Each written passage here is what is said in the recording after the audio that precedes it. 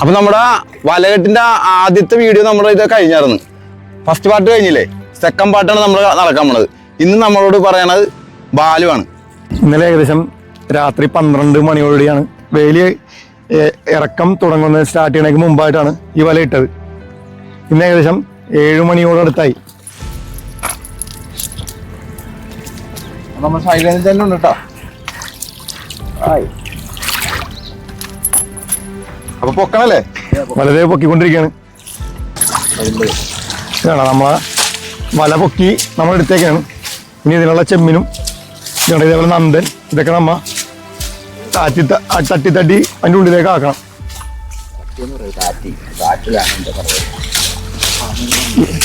നമ്മള് തട്ടൽ എന്ന് പറഞ്ഞാൽ എല്ലാവർക്കും മനസ്സിലാൻ വേണ്ടിയാണ്. ഇവിടെ എല്ലാവരും പറയുന്നത് താറ്റി എടുക്കണം പറയും. വല ഇങ്ങനെ താറ്റി തട്ടിക്കണ്ട. നമ്മുടെ വല നമ്മള് അവസാന ഭാഗത്തിലേക്ക് എത്തി.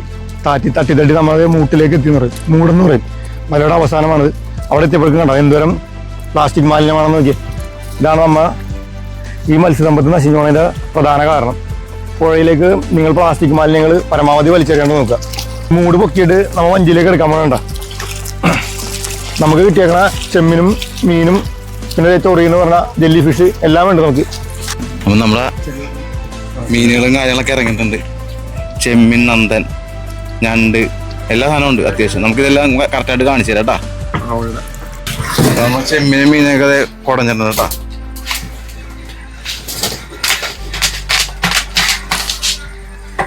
ഇത് ജെല്ലി ഫിഷ് എന്ന് ഇംഗ്ലീഷിൽ പറയും. ഇവിടെ മലയാളികൾ പറയുന്നത് ചൊറി എന്ന് പറയും. മത്സ്യത്തൊഴിലാളികൾ പറയുന്നത്. ഇത് വലയിൽ കുടുങ്ങി കഴിഞ്ഞാൽ വല കീറിപ്പോവാനും പിന്നെ ഇത് നമുക്ക് സ്കിന്നിന് ഇൻഫെക്ഷൻ ഉണ്ടാവും, ചൊറിച്ചിലുണ്ടാവും. ഇതിൻ്റെ ഒരു ചുമന്ന കളർ വന്നിട്ടുണ്ടെങ്കിൽ ഇത് പല കളറിലുണ്ട് ഈ സാധനം. വേലിയേറ്റം അവസാനിച്ചത് ഇതാണ്. നമ്മുടെ കാരിച്ചമ്മലാണ്. ടൈഗർ പ്രോൺസ് എന്ന് പറയും. ഇത് വിലയുള്ള ഒരു 400-500 കിലോ വില കിട്ടുന്ന സാധനമാണിത്. ഇത് രണ്ടാണിത്. ഇത് പെഞ്ഞണ്ട് വിഭാഗത്തിൽപ്പെട്ടാണ്. ഇതിനും ഏറ്റവും കൂടുതൽ പൊന്നും മാംസവും കൂടുതലായിരിക്കുള്ളൂ. മാംസത്തിൽ വെള്ളത്തിന്റെ അംശം കുറവായിരിക്കുള്ളൂ. നമുക്ക് വില കിട്ടണ ഇതിന്റെ വലുതിനാണ് ഏറ്റവും കൂടുതൽ മഡെന്ന് പറയും. അതിനാണ് ഏറ്റവും കൂടുതൽ വില കിട്ടുന്നത്. നമ്മുടെ തന്നെ അയൽവാസിയായിട്ടുള്ള മധുച്ചേട്ടനാണത്. പുള്ളി നല്ലൊരു പാട്ടുകാരനാണ്. മധുചേട്ടാ ഒരു പാട്ടായാല. ഓക്കെ.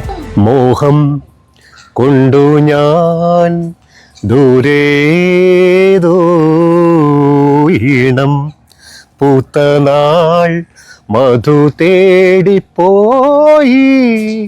നീളെ ചാരേ തളിരാർന്ന പൂവനങ്ങൾ. മോഹം കൊണ്ടു ഞാൻ ദൂരേതോ ഈണം പൂത്ത നാൾ മധു തേടിപ്പോയി. കവാലിയാണെന്ന് പറയും. ഇത് കടലിൽ നിന്ന് കയറി തന്നെയാണ്. നമുക്ക് ഈ ഒരു സമയങ്ങളിൽ കിട്ടുന്ന ഞണ്ടാണത്. ഇത് ഭയങ്കര രുചിയുള്ളൊരു ഞണ്ടാണിത് കഴിക്കാനൊക്കെ. ആലപ്പുഴയിൽ ചുണ്ടൻ വരിക്കണ നൻപാണ്. നമ്മൾ ഇരുട്ടുകുത്തി മത്സരത്തിൽ പങ്കെടുക്കാൻ പോയപ്പോൾ നമ്മൾ മേടിച്ചാണ്. നെഹ്റു ട്രോഫിക്ക് ഈ നൻപ് മാത്രമേ ഉപയോഗിക്കാൻ പാടുള്ളൂ. ഇത് കൂരി എന്ന് പറയും. ഇത് ശരിക്കും പറഞ്ഞാല് മുളകും തേങ്ങ അരച്ച് കറി വെക്കണം എന്നാണ് പറയണത് കാരണന്മാര്. പൊള്ളിയായിരിക്കുള്ള സാധനം നല്ല ടേസ്റ്റ് ആണ്. പക്ഷെ ഇത് ക്ലീൻ ചെയ്യാനേ ഈ 3 സൈഡിലേക്കും മുള്ളുള്ളതാണത്. ഈ മുള്ള് കയറി കഴിഞ്ഞിട്ടുണ്ടെങ്കിൽ ഊരിയെടുക്കാൻ വളരെ ബുദ്ധിമുട്ടാണ്. അപ്പൊ ഇത് ക്ലീൻ ചെയ്യാനായിട്ടുള്ള ബുദ്ധിമുട്ടുള്ള ആൾക്കാർ ഈ സാധനം കൂടുതലായിട്ട് ഉപയോഗിക്കാത്തത്. ഇത് നാരഞ്ചമീൻ എന്ന് പറയും. ഇത് എക്സ്പോർട്ട് ക്വാളിറ്റി വന്ന ഭാഗമാണ്. ഇതിനിപ്പോ ഇവിടെ ശരിക്കും പറഞ്ഞാൽ ഇതിന് അടിസ്ഥാന വിലയില്ല. കൂടുതൽ ലഭ്യമാകുന്നതനുസരിച്ച് വില കുറഞ്ഞുകൊണ്ടിരിക്കും. കുറവ് ലഭ്യമാകുമ്പോൾ അതനുസരിച്ച് ഇതിന്റെ വില കൂടിക്കൊണ്ടിരിക്കും. ഇത് നാരഞ്ചമ്മീൻ കഴിഞ്ഞാൽ പിന്നെ കിട്ടുന്ന ഒരു ചെമ്മീനാണിത്, ചൂടൻ ചെമ്മീൻ. ഇത് നമുക്ക് ഏറ്റവും കൂടുതൽ ഈ കയറ്റി പോകുന്ന ചെമ്മീനാണിത് കിള്ളി മാർക്കറ്റുകളൊക്കെ. പിന്നെ ഇവിടെ നമ്മൾ അച്ചാറിടാനൊക്കെ ഏറ്റവും കൂടുതൽ ഉപയോഗിക്കുന്ന ടേസ്റ്റുള്ള ഒരു ചെമ്മീനാണിത്.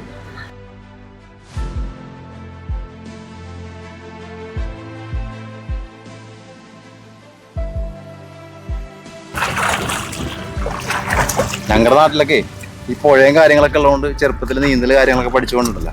അടിപൊളിയാണ്, എവിടെ പോലും ജീവിക്കാം. നമുക്ക് ഇത് ഞണ്ടാണ്. ഇതിനെങ്ങനെ കെട്ടി നമ്മൾ മാർക്കറ്റിലേക്ക് കൊണ്ടുപോകുന്നത് കാണിച്ചു തരാം. നമ്മൾ ആദ്യം തന്നെ നമ്മളെ തള്ളവിരൽ കാലിൻ്റെ തള്ളവിരൽ കൊണ്ട് അമർത്തി പിടിക്കും. ഇത് കണ്ട 2 കാലിനും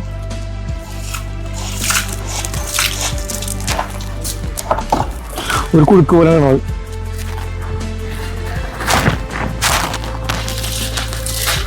രണ്ട് വശവും ഉണ്ടാ നമ്മ അവന്റെ കാല് പിടിച്ച് ഒതുക്കി കെട്ടി ഉണ്ടോ, നമ്മൾ ഒതുക്കി കെട്ടിയേക്കുന്നതാണ്.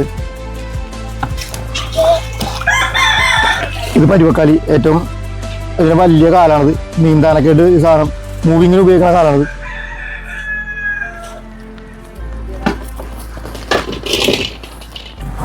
നമ്മൾ കെട്ടിയെടുത്ത് നമ്മൾ കടിക്കണ കാല് കാണാൻ നമ്മൾ കെട്ടി ഒതുക്കി വെച്ചേക്കണ കാണുന്നത്. കണ്ടില്ല, ഇത് കൊടുക്കണ്ട, അച്ചാമ്മന്റെ കയ്യില് കറി വെക്കാൻ കൊടുക്ക്. 80 കാലഘട്ടത്തിലെ കർഷകനാണ് ഈ കാണണ്ട പലയിട്ടാരെ പ്രഭാഷ്.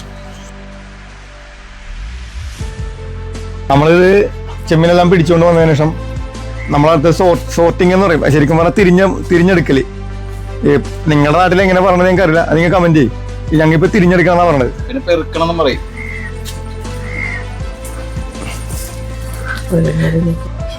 വലകെട്ടിന്റെ അവസാനത്തെ പരിപാടിയാണ്. വല്ല പണി കഴിഞ്ഞാൽ ഇത് മടക്കി ഇങ്ങനെ വെക്കും. അത് അയമ്മയിലാണ് വെക്കണം. പക്ഷെ വെള്ളപ്പൊറ്റ കാരണം നമുക്കിപ്പോൾ വലിച്ചെടുക്കുന്നതനുസരിച്ച് പാടത്തിൽ ഇട്ട് വെക്കാനേ പറ്റുള്ളൂ.